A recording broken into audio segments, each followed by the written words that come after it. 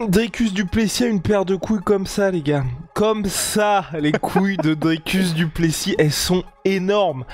Parce que oui, on vous le dit à chaque fois quand vous êtes champion à l'UFC, votre vie change. Dricus du Plessis est devenu champion en s'imposant en février dernier contre Sean Strickland après un combat particulièrement difficile à confirmer face à Adesanya. Et plutôt que de prendre le chemin facile, donc quand on dit chemin facile, c'est la revanche contre Sean Strickland qui semble être bel et bien prévue, bah il a dit non, le combat qui m'excite le plus, c'est Khamzat Chimaev.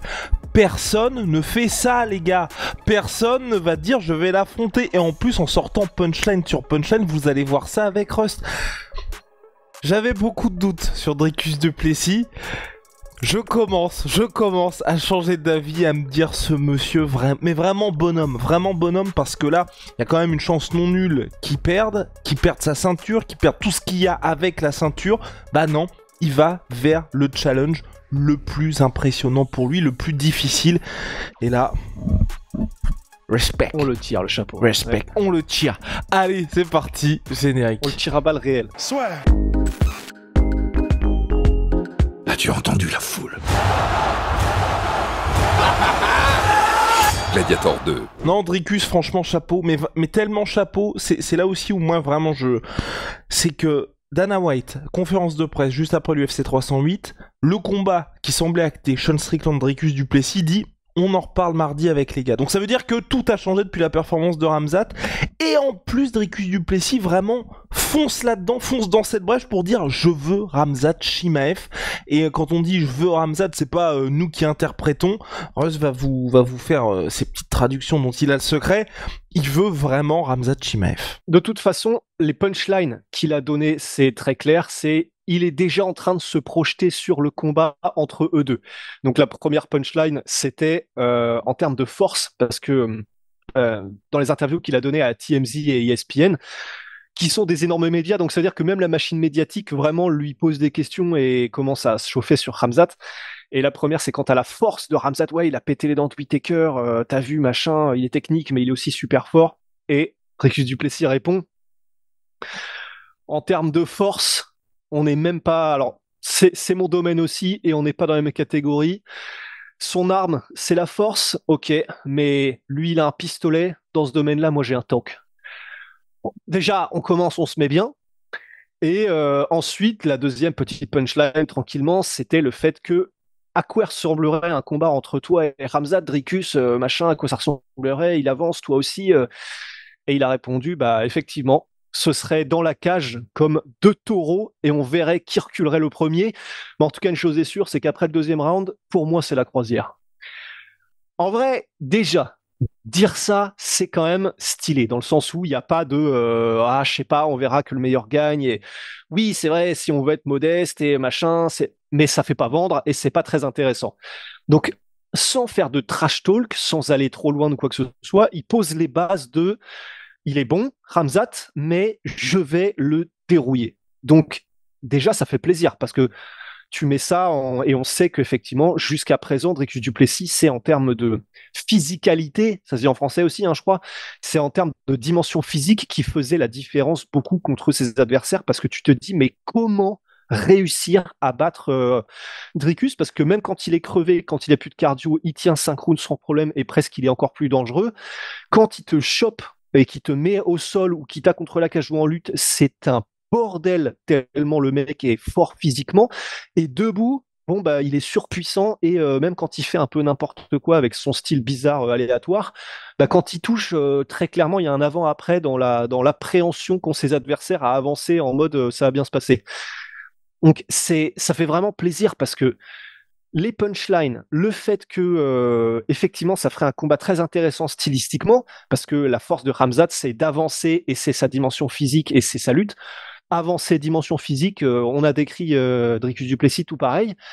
Et donc pour finir là-dessus et pas partir tout seul, effectivement, tu m'as un peu pris de court, je n'ai pas le verbatim de ce qu'il a dit exactement dans les interviews Dricus, mais enfin... mais pour moi c'était surtout ça, c'était surtout ces punchlines-là. Ouais. Et j'ai écouté à peu près du coup toutes les interviews qu'il a faites hier et grosso modo, voilà, il y a pas plus direct quant à ce qu'il disait. Il disait littéralement mot à mot, j'ai pas le verbatim, mais c'est mot à mot. Il était en mode ce qui m'excite le plus maintenant, après la performance qu'il a fait, c'est Khamzat, parce que c'est une inconnue, parce qu'il a été impressionnant, et parce que c'est ce que les fans veulent voir. Et il a rajouté même, il a rajouté, combattre Strickland une deuxième fois, je le ferai, il n'y a pas de problème, mais ça, voilà, ça me motive beaucoup moins, quoi. Et purée, c'est vrai que comme toi, c'est tout ce qu'on veut entendre parce que en tant que fan, on est les premiers. Et vous inquiétez pas que l'UFC le voit aussi, parce que l'UFC surveiller les métriques, surveiller ce qui buzz pas, surveiller les mots les plus recherchés, surveiller ce qui chauffe les fans ou pas. Ils sont beaucoup plus chauds que nous. La sensation qu'on en a un petit peu comme ça, grosso merdo, mais qui est une sensation réelle. Hein. Très clairement, tout le monde est chaud pour ça, pour Khamzat Dricus. Donc, ouais, Dricus veut Khamzat. Tous les fans veulent Khamzat parce que plus personne, je crois, n'a envie de se taper un Strickland qui jab et qui type pendant 25 minutes. On va voir ce que fait l'UFC, mais ouais, ça me paraît chaud qu'ils aillent sur un Strickland 2, quoi, hein, là, pour le coup. Ouais, non, bah là, ils peuvent pas parce que les deux le veulent. Et puis, ce que j'aime bien aussi avec Dricus du Plessis, c'est que, enfin, avec Dricus du Plessis, ouais, c'est que en gros, dans ses sorties, il raconte pas n'importe quoi sportivement. Tu vois, il commence pas à dire ouais, on va partir full lutte ou quoi. Non, il sait ce qui va se passer, comme nous on sait tous, et il va justement là-dedans, et c'est pour ça que ça avait bien marché avec Sean Strickland, ça avait bien marché avec Adesanya, c'est qu'à chaque fois le mec reste vraiment dans le réel, et pas là où ça fait mal, parce que là ça reste, c'est pas du tout personnel avec Khamzat Chimaev, mais c'est exactement quelque chose où, quand on envisage le combat avec Khamzat, on se dit exactement ça, passer les 2 rounds, c'est vrai que normalement, ça devrait être bien pour Dricus du Plessis, et c'est ça que j'aime bien avec lui, c'est que direct, là on y est, là on visualise le truc, et vraiment, ça aussi c'est ce qui me rassure, c'est que cette collision dont on parle et dont ça fait un moment quand on se dit pour Khamzat ça peut être intéressant pour Dricus aussi, lui il y est déjà là, et donc comme tu l'as dit ça peut très mal se passer pour lui, mais forcément il y aura cette collision et c'est là qu'on va savoir aussi bien du côté de Khamzat que du côté de Dricus du Plessis, et ça mais vraiment je veux le voir, parce que après tout ce qui s'est passé pour Dricus, et c'est ce qu'on dit aussi, enfin là il y a plein de mecs qui l'enterrent, mais les gars, Dricus, chaque combat il y a un moment où il est lui-même, enfin peut-être qu'il s'enterre même volontairement, donc il a l'habitude de ça, et tous ces moments où Khamzat il a l'habitude d'écraser les gars, et qu'il soit dans des positions où il ne se retrouve jamais, parce qu'aujourd'hui Khamzat il affronte la crème de la catégorie, donc des gars qui ne sont jamais là-dedans. Dricus littéralement depuis qu'il a l'UFC, chaque combat, il y a 15-20 secondes où il est comme ça, il arrive toujours à s'en tirer. Et franchement, faut que l'UFC le fasse. Ben, d'autant plus que, et ça, j'ai vraiment kiffé, il est réel, mais il est réel, ça reste quand même un putain d'alpha chat, tu vois. Parce que un moment que j'ai vraiment kiffé dans l'interview avec Brett Okamoto, c'est le moment où Brett lui dit, mais alors, comment tu survis? Est-ce que tu survis le premier round, le fameux avec Khamzat? Personne n'a été capable de l'arrêter au premier round. Personne n'a été capable d'arrêter l'espèce de purge qui t'impose. Et grosso modo, soit t'es Kamaru Usman et j'allais dire pourquoi Gilbert Burns. Donc soit t'es un de ces deux gars-là et t'arrives à survivre, soit sinon c'est l'enfer. Et là, il a visiblement, je sais pas pourquoi. Et là, donc avec oh la vache, Robert Whittaker. Putain, pardon, vas-y. Et donc, mais terrible là, la salade de mots là. Et donc, c'était stylé parce que la réponse de Dricus du Plessis était, j'aime pas trop le délire de survivre en fait. Et direct, il était en mode, pour moi, il n'y a pas de être en mode survie, être sur la défensive, réussir à passer le premier round. En gros, il expliquait, moi, ça, c'est pas mon truc du tout d'être dans cet état d'esprit, en fait. Et c'est pour ça que il rajoutait, moi, le premier round contre Khamzat, ce sera pas en mode, il faut que je survive. Ce sera en mode, on va se rentrer dans l'art et on va voir. Et c'est vraiment intéressant comme, et objectivement, toute sa carrière, c'est ça. Toute sa carrière, c'est, il avance, on voit ce qui se passe, ça peut marcher, ça peut ne pas marcher sur les premiers rounds, mais il ne recule quasiment jamais, Dricus du Plessis. Donc, il y a vraiment cette manière d'être en même temps, comme tu disais, en même temps très froid, lucide et objectif sur ce qui va se passer. Il sait exactement ce qui l'attend, mais il a cette approche de mais c'est normal, c'était son style, tu vois, mais Robert Whittaker d'un petit peu essayer de se déplacer, d'être très mobile, de ne pas se faire choper, de ne pas d'essayer d'échapper un peu aux phases de préhension avec Khamzat. Bah, ce qui est bien, c'est que dans son style et dans sa mentalité, c'est l'inverse pour Dricus. Et il n'y a pas de bail de survie. Il y a un bail de c'est moi qui vais te faire survivre. Et pour toutes ces raisons sportives, extra-sportives, parce que ça va être intéressant, ça va être cool, parce que ça va être un peu comme Robert Whittaker, ils vont pas se tracher. S'il y a un Strickland Khamzat un jour, on voit les bastos que commence à envoyer Strickland, où là, ça va dans la religion, ça va dans tous les sens. Il n'y a pas ça La avec... politique, oui, tout. Voilà, il y a absolument tout. Avec Dricus, il n'y a pas ça. Tu sais que si tu le titilles, t'inquiète pas, il envoie les roquettes, mais si tu ne le titilles pas, il va juste rester dans le domaine sportif, il va dire ce qu'il pense, c'est-à-dire je vais t'arracher, mais c'est tout. Donc là, et oui, ça c'était très bien aussi. Vas-y, pardon. Je finis juste sur ça parce que c'est une punchline sur ce qu'il avait dit en réponse à ESPN et à TMZ. Non, c'est TMZ qui lui demande alors quel est ton dernier message à Khamzat et à Strickland. Et à Strickland, il lui dit juste bah mais mec, finis tes combats aussi. Et j'aime ça, tu vois, parce que c'est vrai, c'est la raison pour laquelle là, on est tous en train de se dire que Khamzat va passer devant Strickland, c'est parce que Strickland n'est pas excitant dans la cage. Pardon, et je finis sur ce truc-là, mais parce que c'était assez intéressant aussi sur ce que disait Dricus du Plessis quand on lui dit, mais alors, entre Strickland et Khamzat, qui est le plus méritant, il a eu un calcul, c'est des mathématiques, mais c'est intéressant quand même, il était en mode, écoutez, voilà comment je vois les choses. Là, il sort d'une victoire pas très impressionnante en 5 rounds contre Paulo Costa, Sean Strickland.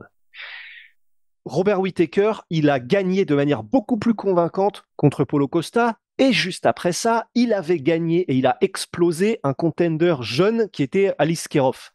Si on fait les mathématiques de déjà par rapport à Paulo Costa, bon, Whittaker méritait beaucoup plus le title shot que Sean Strickland, et en attendant, il a quand même refait des combats où il était impressionnant, etc.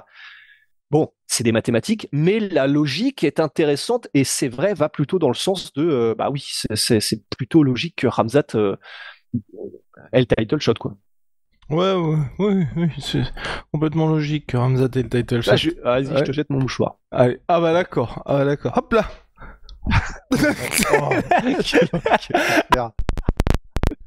C'est vraiment immonde.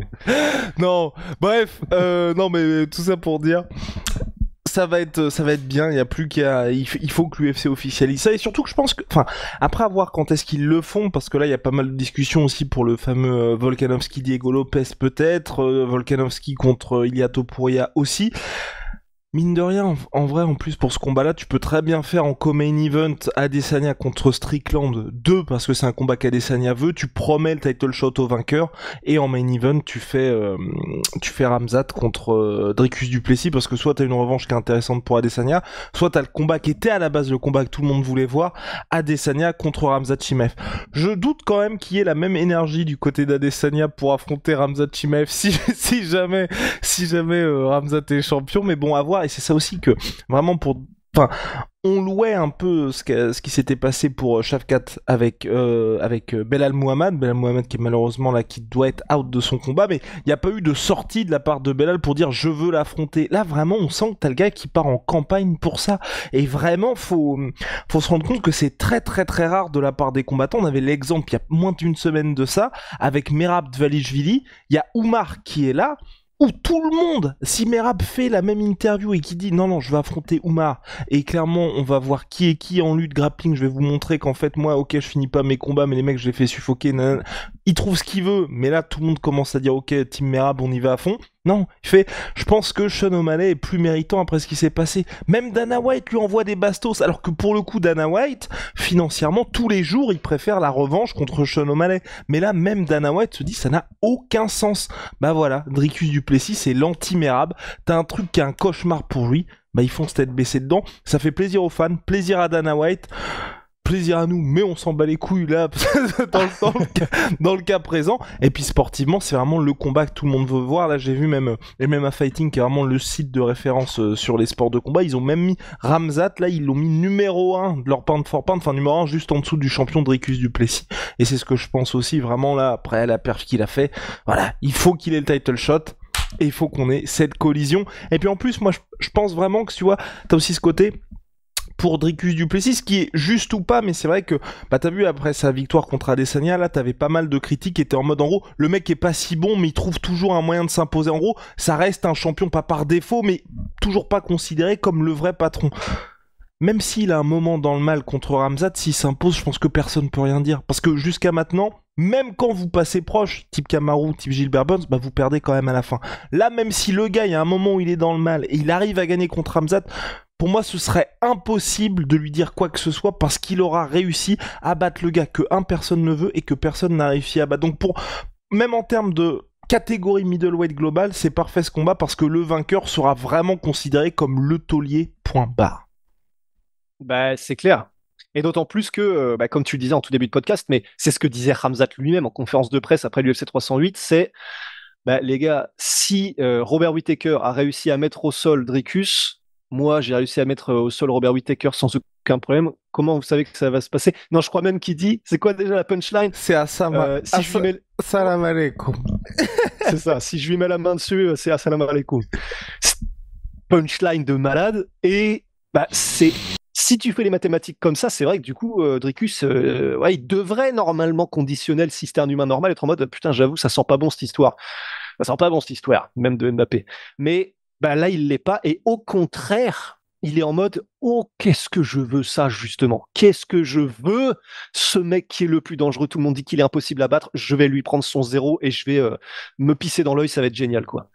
Donc c'est. Est-ce que pour toi, il y a un moyen que l'UFC mette quand même Strickland pour une raison X ou Y? X ou Y? Pour moi, le seul moyen, ce serait que, et ce qui arrive assez souvent, là on le voit par exemple avec Belal, c'est question de blessure, tu vois. Question de blessure, question aussi peut-être calendaire, parce que là pour l'instant il n'y a pas le main event de janvier, donc si main event de janvier ils arrivent à mettre Khamzat, ça peut le faire, s'il arrive à entrer sur le territoire américain aussi. Donc pour moi c'est ça, c'est un peu de l'extra sportif, mais les deux ont l'air frais, les deux ont l'air de vouloir le combat. Pour moi c'est assez simple à faire, et puis surtout que là vraiment, c'est comme on le disait en début de podcast, personne ne veut voir Strickland, donc et puis l'UFC, ils nous ont quand même habitués, c'est pas parce que Dana White donne entre guillemets sa parole à un mec que c'est gravé, hein. Vous inquiétez pas que ça peut bouger. D'autant plus que oui, non, il y a pas de problème. Mais et d'autant plus que rien n'est signé, hein. Là, c'est Dricus qui le disait, rien n'est signé avec Strickland. C'est juste que probablement peut-être l'UFC lui a dit ouais, t'inquiète. Sauf que entre le ouais t'inquiète d'il y a un mois et Khamzat qui a fait sa performance, voilà. Et mais effectivement, c'est important de noter aussi que dans les interviews de Dricus d'hier, il disait étant chrétien, je préférerais quand même que ce soit février-mars, parce que comme ça me permet de passer les fêtes en famille.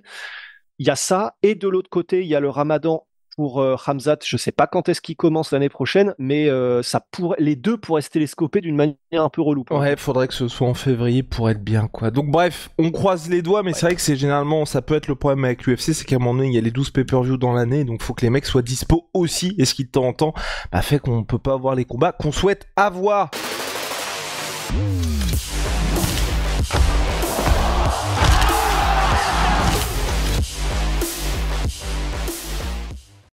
MyProtein, les gars, MyProtein, moins 30% minimum. En plus, la semaine du Black Friday arrive. Il y a des dingueries. Là, on a reçu un document hier. On a reçu un document de MyProtein. C'est ça, le codex. Ouais, mais on est dans Warhammer 40 000. Exactement, monsieur, exactement. Normalement, j'ai pas le droit de vous le dire. Mais il y a des très très grosses promos avec le code LASSEUR seulement sur attends, fais voir. Presse. Parce que là, tu peux pas montrer de toute façon. J'ai pas le droit, j'ai pas le droit de le montrer, En tout cas, les gars, code LASSEUR, vous faites votre commande, vous le mettez, vous avez des promos qui sont encore plus importantes que ce qui est écrit. Mais c'est quoi ce codex? En vrai, c'est quoi ce codex? Je peux pas le dire. Je te le dirai après, je peux pas le dire, parce que là, on est pas entre nous, mais en tout cas, il y a des gros bangers, code LASSEUR, les gars, vous allez être surpris des promos que vous avez pendant cette semaine. Du Black Friday avec My Sweet Pea, et puis Holy Moly, révolution dans les boissons énergisantes, les gars. Il y a moins 5 € pour votre première commande chez Oli. Il y a leur calendrier de l'avant en ce moment, boisson de réhydratation, été glacé. Vas-y, je t'en prie. Et d'ailleurs, regardez, parce que ça, c'est... Ah merde, est-ce que je l'ai remis? Ce qu'il a fait. Eh ben, bravo. Mais parce que il y en avait un que je voulais montrer, tu sais, que j'ai montré à Baptiste, c'était le goût pomme. C'était quoi déjà, tu sais, pomme? Ah, c'est ça, je l'ai. Pomme d'api. Parce que j'ai honteusement ouvert mon calendrier en avance. C'est ça là. Et ça, c'est incroyable quand même. Apple, tu sais, alors attends, parce que là, j'arrive pas à lire. Apple Baked. En gros, c'est le truc Pomme annuel, cuite. là. Ouais, les pommes où tu mets dedans de la cannelle, des petits trucs de crumble et tout. Bah, ils ont un goût comme. Ah, Je vais vous ouh. dire les goûts aussi originaux que délicieux qu'ils ont. Ah, c'est gourmand, c'est gourmand. Et donc, si vous avez déjà commandé chez eux, code la sur 5 moins 5 euros. Et pour votre Ouais. prochaine commande, la sur 10 moins 10%. C'est